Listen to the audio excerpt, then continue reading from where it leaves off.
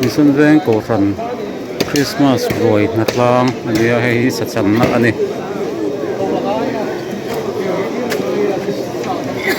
sa chan nan siam hi ol sam ko mai kun ngur ngai lo kom kham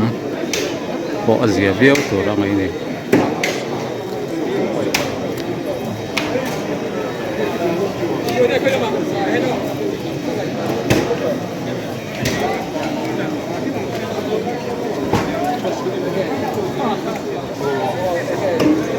rolling mi thahnen taken ti hian an chana lamai an bong sa an chin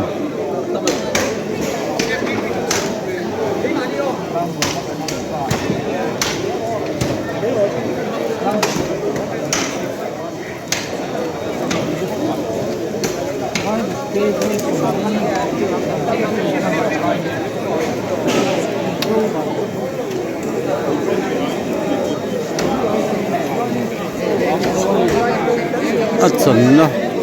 hei an hnuaiah hian thleng a ding hala an chan sai in dah hala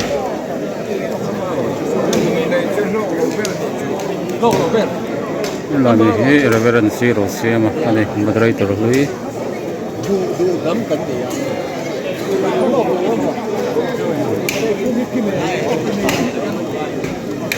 a chan na pakhatah hian chan na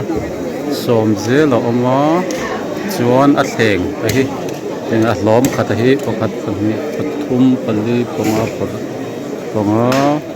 paruk pasarih pariat pakua som a awm ani som hmun som chu zat ve khatah mi zain an chan thei din ani chu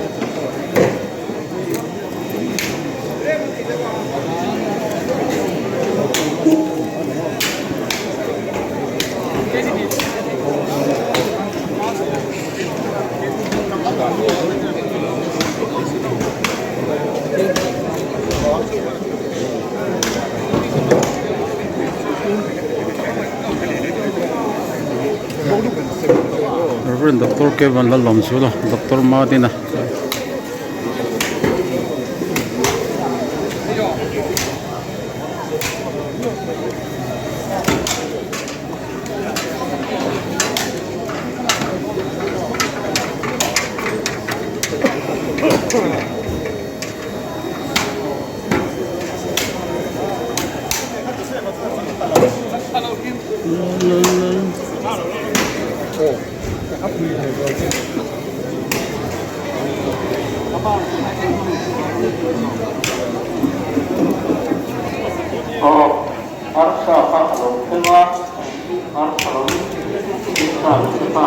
ini kalau pas semua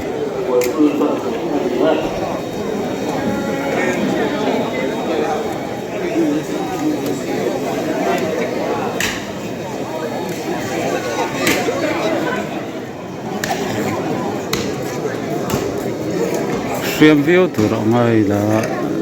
sana SMT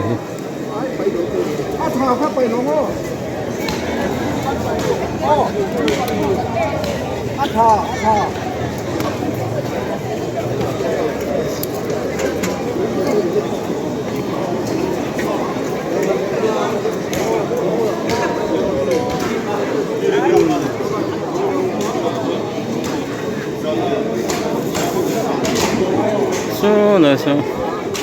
marona